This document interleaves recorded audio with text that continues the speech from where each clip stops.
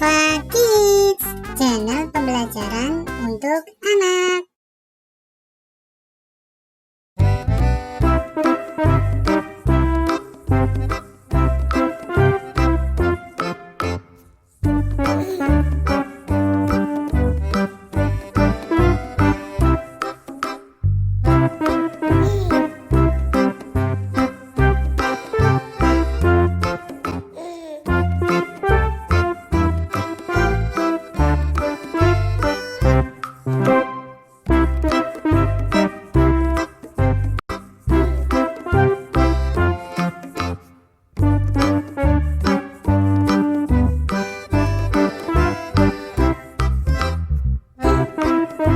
Donasi dakwah Yufid.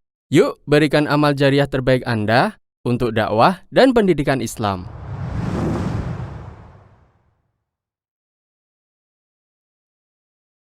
Bismillahirrahmanirrahim.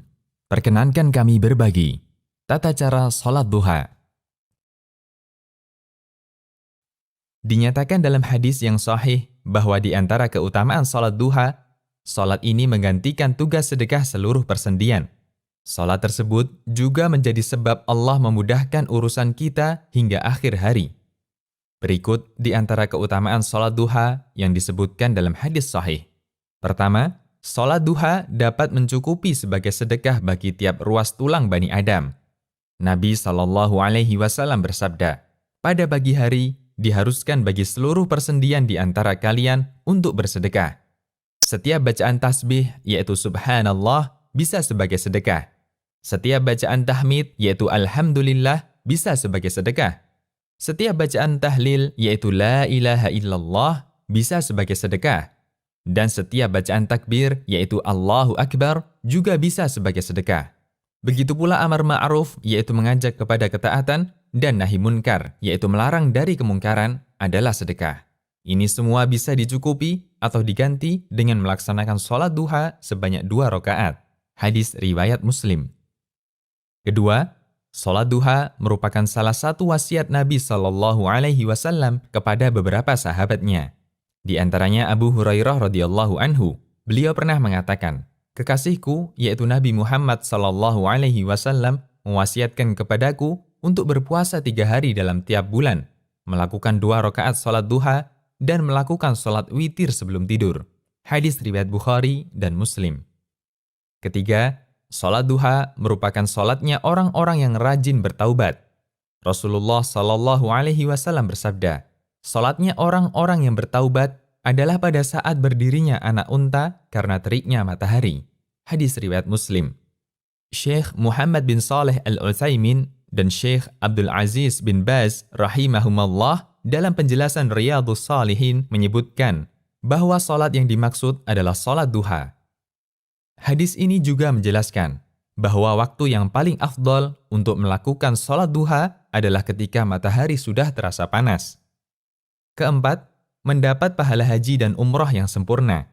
Dari Anas bin Malik, Rasulullah SAW bersabda, barang siapa yang melaksanakan sholat subuh secara berjamaah, lalu dia duduk sambil berzikir pada Allah hingga matahari terbit, kemudian ia melaksanakan sholat 2 rakaat, maka ia seperti memperoleh pahala haji dan umrah. Beliau pun bersabda, pahala yang sempurna, sempurna, dan sempurna. Hadis riwayat Tirmidzi dan dihasankan Syekh Al-Albani. Kelima, termasuk sholat awwabin, yaitu orang yang rajin bertaubat. Dari Abu Hurairah radhiyallahu anhu, Rasulullah SAW bersabda, tidaklah menjaga sholat sunnah duha, melainkan awwab, yaitu orang yang kembali taat. Inilah sholat awwabin. Hadis riwayat Ibnu Khuzaimah dihasankan oleh Syekh Al-Albani. Imam Nawawi rahimahullah berkata, awwab artinya adalah orang yang taat. Ada pula ulama yang mengatakan bahwa maknanya adalah orang yang kembali bertaubat. Hukum sholat duha. Menurut pendapat yang paling kuat, hukum sholat duha adalah sunnah dan boleh dirutinkan. Abu Hurairah radhiyallahu anhu mengatakan, kekasihku yaitu Nabi SAW mewasiatkan 3 nasihat kepadaku, berpuasa 3 hari setiap bulannya, melaksanakan sholat duha 2 rakaat, dan berwitir sebelum tidur. Hadis riwayat Bukhari dan Muslim. Waktu sholat duha. Sebelumnya kita awali dengan hadis tentang waktu larangan sholat. Terdapat hadis yang menyebutkan waktu larangan untuk sholat. Dari Uqbah bin Amir radhiyallahu anhu, dia berkata, ada 3 waktu di mana Nabi SAW melarang kami untuk melaksanakan sholat di 3 waktu tersebut, atau menguburkan jenazah kami. Ketika matahari terbit sampai tinggi, ketika seseorang berdiri di tengah bayangannya sampai matahari tergelincir, dan ketika matahari miring hendak tenggelam sampai benar-benar tenggelam. Hadis riwayat Muslim. Pada hadis di atas, ada 2 waktu yang mengapit waktu duha.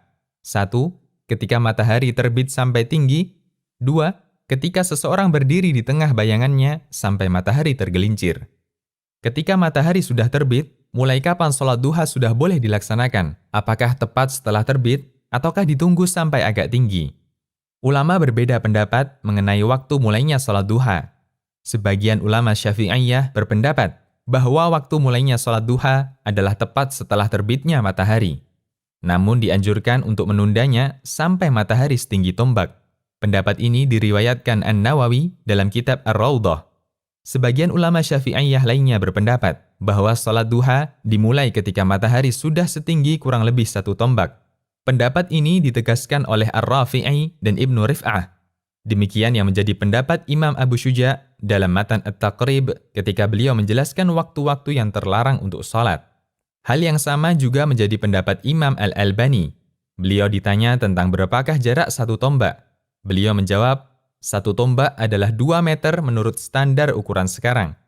Sebagian ulama menjelaskan, jika diukur dengan waktu, maka matahari pada posisi setinggi 1 tombak kurang lebih 15 menit setelah terbit.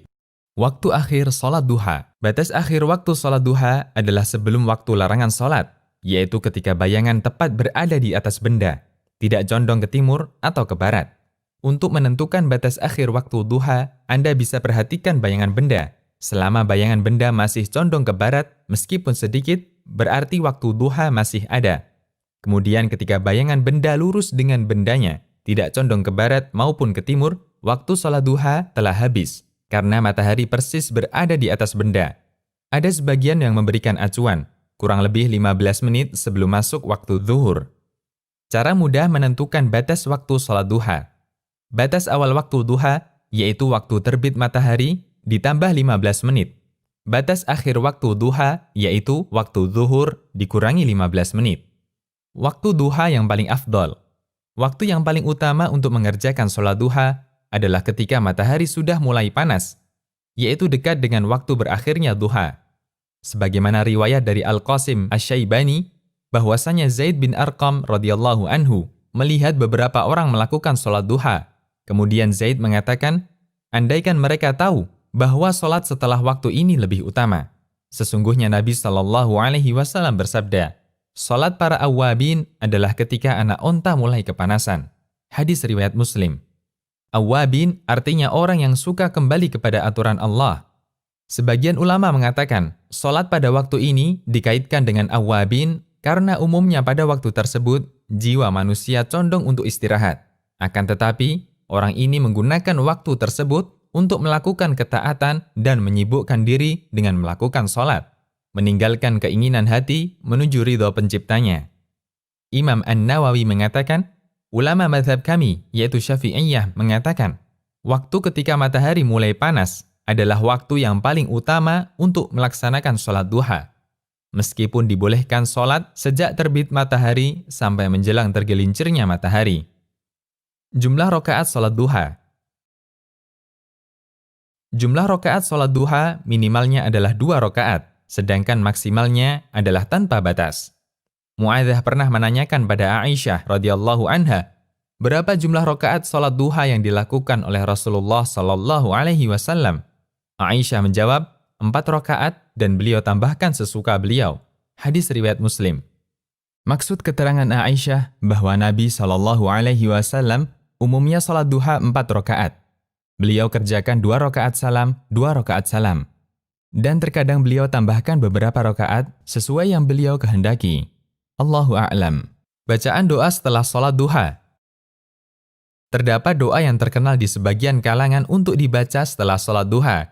Lafaz doanya adalah Allahumma inna dhuha'a dhuha'uka والبهاء بهاؤك والجمال جمالك والقوة قوتك والقدرة قدرتك والعصمة عصمتك اللهم إن كان رزقي في السماء فأنزله وإن كان في الأرض فأخرجه وإن كان معسرا فيسره وإن كان حراما فطهره وإن كان بعيدا فقربه بحق ضحائك وبهائك وجمالك وقوتك وقدرتك آتني ما آتيت عبادك الصالحين. Apakah doa ini sesuai tuntunan Rasulullah Sallallahu Alaihi Wasallam? Doa ini disebutkan oleh Asy-Syarwani dalam Syarhul Minhaj dan Abu Bakar Ad-Dimyati dalam I'anatul Talibin.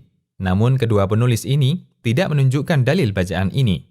Dikomentari oleh tim Fatwa Syabakah Islamiyah di bawah bimbingan Dr. Abdullah Al-Faqih, kami tidak mendapatkan dalil kuat yang menunjukkan adanya doa ini pada referensi-referensi yang kami miliki.